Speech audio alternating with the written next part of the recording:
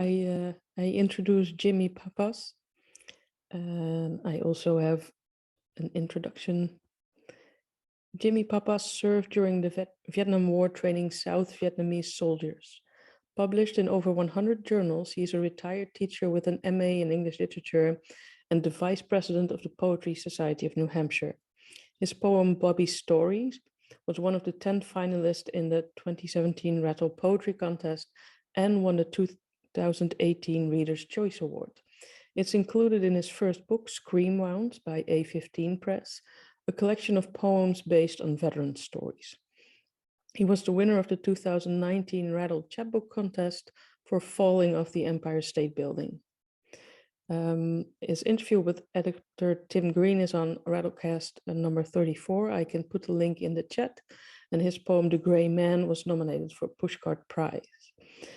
Now, Jimmy, you see this coming. I also reflect on your work. And your work is so diverse and unpredictable, it seems to escape any general sweeping statement I may make about it. You range from haiku to free verse, taking on a broad array of topics. And yet there is one voice, one particular way of looking that binds all these poems together. And one poem in which I saw that very clearly was the aforementioned Bobby's Story, a poem with such clean-cut language, taking us through events without much decoration and then resulting in an emotional gut punch, at least for me, an emotional gut punch. Your poems prefer to show instead of tell, though sometimes there's a quiet telling, like in the question of this haiku, how many times can we look the other way and not do something now, which seems very much appropriate in this time. And Jimmy, of course, I have the question for you as well. Wordsworth, go to the poets, they will speak to thee. Which poets do you turn to and what do they tell you? Boy, there's so much I want to comment on based on what you said. My first poet that I loved as a kid was Stephen Crane, who I don't think is read very much, but I tried to model some poems on his style. But I do want to comment while it's time on like Bobby's Story. I promised him before he died that I would make him famous, which was a real gamble, but I did, and that poem really attracted a lot of attention. And I hope people will read it and pass it on. He died. I could never read that poem publicly for the longest time because I'd start crying. It was like, and in there's a line where the president calls me and says, I know how much you loved him. Well, I don't say I love you to a guy. I grew up, no one said I love you to anybody. We knew we loved each other in the family, but we just don't say I love you to each other. And then I don't say I love you to my friends. And but I know he was my good friend, and we were totally different. He was a NRA and guns, and I tried not to make judgments, but I tried to break through to make this friendship with a man who was completely different than me. And I think we need more of that to try and understand he's just a human being, even though I disagreed with a lot of his ideas. But by reaching out, we would always be talking at every Vietnam veteran event. And I think that's a good thing. I'm wearing this blue and yellow for Volodymyr Zelensky and the Ukrainian people. I admire what they're doing, and this ought to scare Putin, right? Yeah. I admire what they're doing, but I feel so helpless, and really, eventually we're like, how long will I keep wearing this? I want to wear it to every event until they win or something, but I don't know what to do, really. I feel really this helpless feeling. But there is unity, and I know it's unfair because I was complaining about Aleppo, and where was everybody on Aleppo? They were bombing hospitals and then bombing the people going into the hospital. I'd tell people that, and it was like, oh, yeah, well, it's a civil war. I mean, but there is unity on this, and maybe we can use that unity to care about our future, and that includes climate change. And the IPCC report is pretty bad, so let's try and think about that, keep that unity, reach out to other people to join in to care about the future. So that's my spiel. Amen. Ilya Kaminsky, what a great choice. I saw him read live. I used to do a great Ilya Kaminsky imitation, but I won't do that now because I don't know if I still remember it. But he is really a cool guy. I like him. And he's deaf, right? So he had to walk around the audience and look in you in the face to hear the question, to understand the question, as people were asking questions of him. which is really interesting, the whole experience of hearing him read. Thank you. Should I begin my presentation? Go ahead. I like to screen share, and I like to say that I try to do all kinds of different poems. And I don't want anybody to say they know a Jimmy Pappas poem, although you were coming pretty close there as you read me. So the first one will be about Vietnam. Scream wounds. See that guy over there? He's a hero. He saved 4 people from a minuet ambush and got shot 4 times doing it. What's a minuet ambush? Let me explain. First, you need to know there are 4 kinds of ambushes. There's a basic line ambush where you wait in a row for the enemy to approach you. Then there's the point ambush. The point man is out front. The ambush is set up high and low. If you're across from each other, you just end up shooting each other. The VCs shoot a point man down low, and the knee is good. That's called a scream wound. I don't care how tough you are. When you get shot in the knee, you scream. Americans have this idea about no man left behind. So they rush to help out the wounded soldier screaming, and they run right into an ambush. You know, they shoot 1 man, then get 10 others trying to rescue him. So I told my point man to carry a football mouthpiece with him so he could bite on it if he got shot. I told him to drop and roll if he got hit and bite on the mouthpiece to take the pain away. It confused the VC if there was no scream. But you got to go hide. I tell my man, we'll come and get you if we can. The third kind of ambush is an L ambush. It's shaped like the letter L. Here, I'll draw it for you in the dirt. The one chance you have in this one is to take out the machine gun at the point of the L. Now in a minuet ambush, you take this L and flip it over and make a mirror image of the L on the other side, just like this. So what happens when you go into this L here? You run to the opposite L. You see? It's like a dance. Everyone in it is dancing around because they're getting shot. That usually makes for total casualties. So that guy over there, he rescued 4 men from a minuet ambush, and that's why he's a hero. So this is a true story. What I'm doing here is trying to capture the little detail. I don't make any judgments on these soldiers when they tell me their stories. I try and capture the truth, the little details that you can't get in the history books. You know, that was my title poem for this book. And a scream wound seemed to me, once I heard it, I said, that's the title of my book.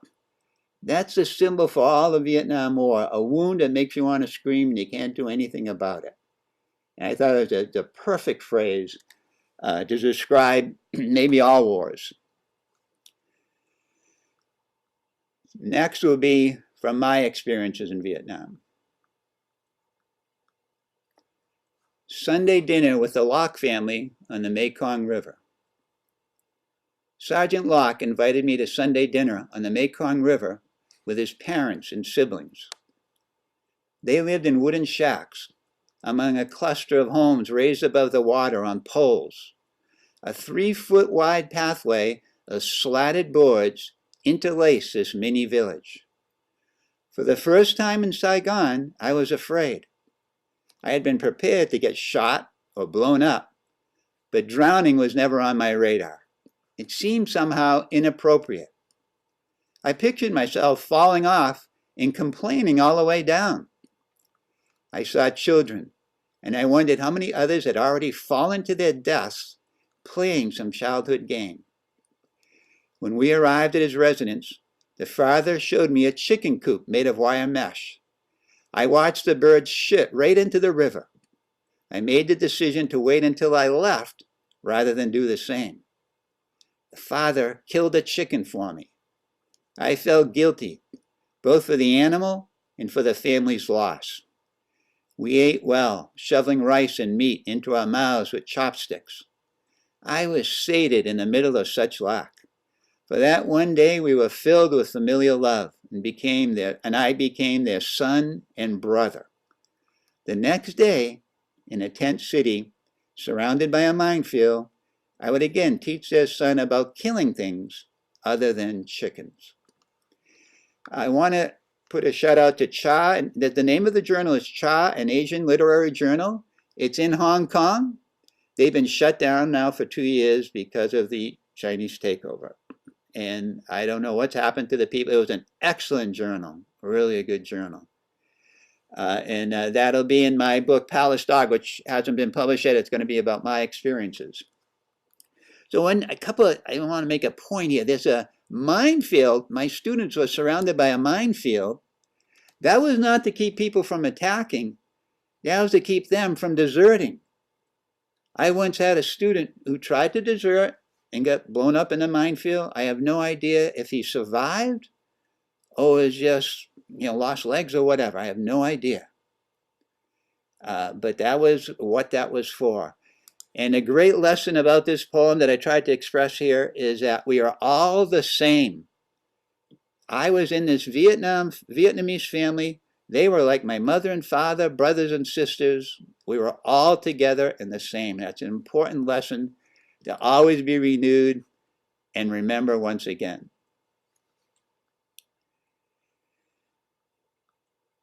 The burial of Hamlet. We buried Hamlet with all the adornments of a prince of hamsters, acorns and flowers, pine cones and pebbles, twigs in mystical shapes, and covered it all with a high mound of dirt. The next day, unaware that I watched through a window, you dug up Hamlet's grave. You stood in the backyard with a stick in your hand, poking at his still body, the permanence of death already seeping into your 6-year-old world. And this is in Falling Off the Empire State Building. That's the one I won the award for. I want to put a shout out to Shakiba Hashemi, who did this cover. What a beautiful cover. And she's a great artist. And it looks like an angel or something. It's actually a bird. And it's a wonderful cover. Shakiba Hashemi is her name. This I call an epiphany poem. I watched that moment, the boy digging up a hamster to see if it was still dead, if it was really, what is death all about? I mean, to check it, he didn't want to bury it alive.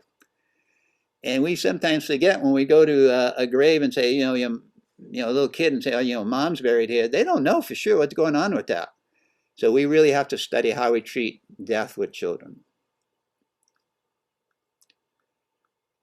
Cauliflower boy. I scooped my first son out of the toilet with spaghetti tongs, placed him in a colander to drain before sealing him in a plastic container to refrigerate. The doctor called him a blighted ovary.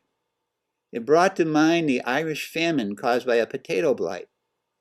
My son was now a root vegetable, a carrot, a yam, a rutabaga, a turnip. But he appeared to me to be a member of the cruciferous family, perhaps a head of cabbage. If he grew up, he would become a walking boil, a benign tumor with arms and legs. He would eat from a cauliflower patch I would plant in my backyard. Some mornings, when a fog or mist shrouded my view, I would look out of my back window and say, "What is that? Is it a head of cauliflower? Or is it the head of a young boy resting on a bed of leaves?" This was published in Ahi magazine, and it's a story of a miscarriage. And, sometimes I use the word boy, or of course I had no idea if it was going to be a male or female or whatever, or both. And it'll be in my new book, The Connoisseur of Canoes.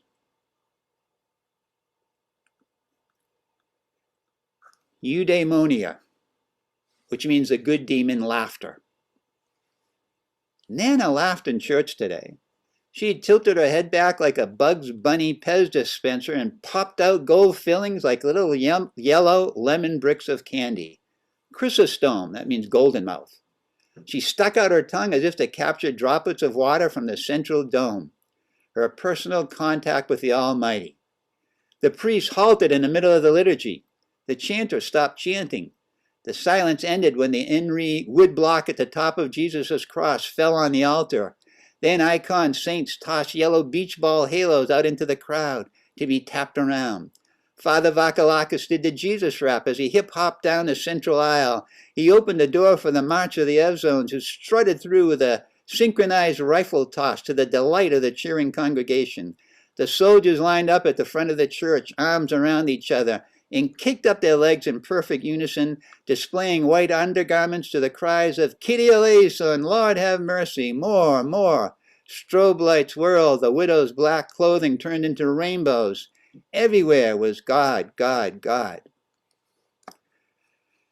So my grandmother would tilt her head back and roar like a lion when she laughed. And she does it in funerals, weddings, church.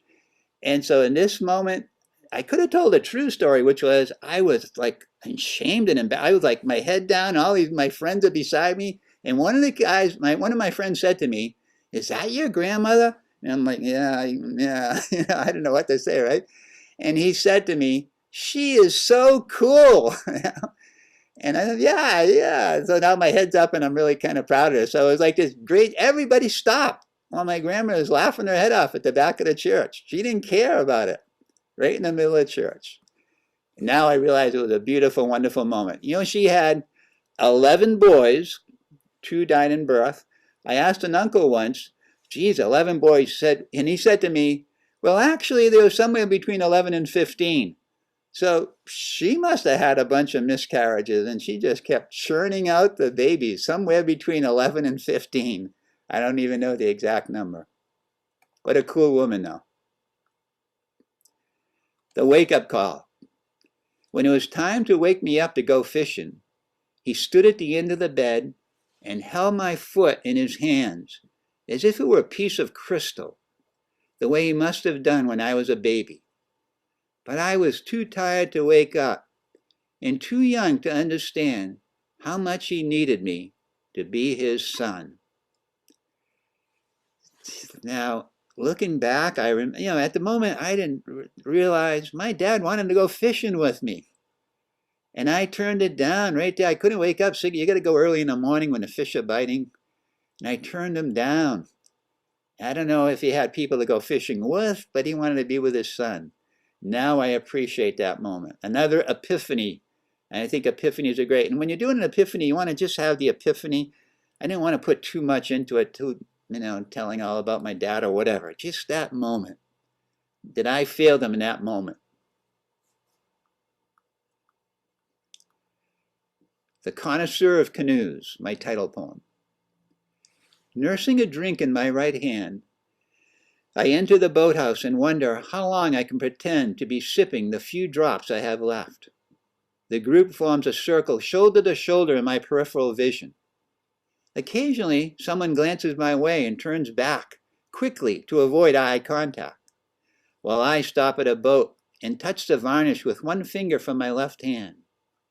I pretend to be a connoisseur of canoes, an aficionado of aquatic vehicles, all the while wishing the ice in my glass would melt faster so I could take another sip. Until it does, I stare at my reflection and wonder if people had it wrong about Narcissus. They didn't fall in love with himself, just out of love with the rest of the world. A couple of things I want to point out here. Narcissus, that's an old image, right? But I turned it around, so I was proud of that.